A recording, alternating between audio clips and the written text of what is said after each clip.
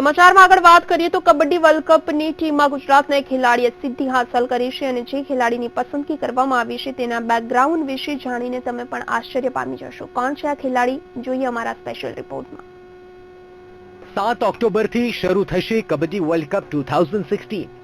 ગુજરાતના એકમાત્ર ખેલાડીની પસંદગી. આ છે કિરણ પરમાર, કે જેની પસંદગી કબડ્ડી વર્લ્ડ કપ 2016માં કરવામાં આવી છે. જે અમદાવાદના જમાલપુર વિસ્તારમાં વસે છે, જેના પિતા સફાઈ કામદાર છે. ત્યારે એક સફાઈ કામદારના પુત્રએ કબડ્ડી વર્લ્ડ કપમાં સ્થાન મળતા પરિવારમાં ખુશીનો માહોલ છવાઈ ગયો છે. આમ સામાન્ય પરિવારમાંથી આવતા કિરણે સાબિત કરી દીધું છે કે જો ઈરાદો મજબૂત હોય તો કોઈ પણ સિદ્ધિ હાંસલ કરી શકાય.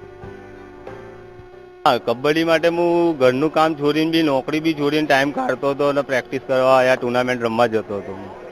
અને ખરેખર એ જે જતો હતો ને જે યોગદાન કબડ્ડી પછાડી મેં આપ્યું તો આજ મને એનું ફળ મળી રહ્યું. આ રિવિઝન કરવાનો મોકો કુદરતે આપ્યો હતો, કબડ્ડી ઇન્ડિયા ટીમે આપ્યો હતો, તો હું ખરેખર દેશ માટે સારું રમીશ ને દેશનું ગૌરવ વધારીશ. લાગણી તો અનુભવવાની કોઈ કમી જ નથી સાહેબ, કેમ કે આની જે અમે આટલા વર્ષોથી આતુરતાની રાહ જોઈ રહ્યા હતા કે ક્યારે મારો છોકરો ઇન્ટરનેશનલ ટૂર મારે કે ઇન્ટરનેશનલ મેચમાં એ ક્વોલિફાઈડ થાય.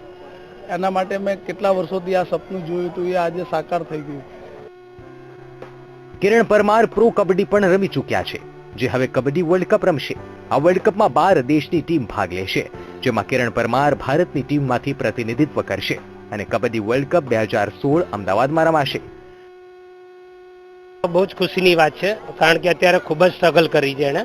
હવે 19 નેશનલ રમી ચૂક્યો છે, એક બાંગ્લાદેશ સામે ટેસ્ટ મેચ રમી ચૂક્યો છે, તદુપરાંત 5 થી 6 વેસ્ટ ઝોન રમી ચૂક્યો છે. હવે આટલી બધી રમત રમવા પાછળનું કારણ હતું કે એને ઇન્ટરનેશનલનો એક એનો ચાન્સ હતો, જે અત્યારે એને હાસિલ કર્યો છે. આમ કિરણ પરમાર જેવા દેશમાં અનેક ખેલાડીઓ છે જે નેશનલ ઇન્ટરનેશનલ લેવલે કબડ્ડી રમી શકે તેમ છે, પરંતુ આર્થિક સ્થિતિના અભાવે તેમજ યોગ્ય માર્ગદર્શનના અભાવે આ ખેલાડીઓ ગુજરાતમાં યોજાતા ખેલ મહાકુંભથી આગળ વધી શકતા નથી. તેમ છતાં વિવિધ મુશ્કેલીઓનો સામનો કરીને પણ ઇન્ડિયા માટે પ્રતિનિધિત્વ કરતો કિરણ પરમાર દેશનું ગૌરવ બને તેવી આશા છે. કેમેરામેન નરેન્દ્ર સોલંકી સાથે મૌલિક ધામેચા, વીટીવી ન્યૂઝ, અમદાવાદ.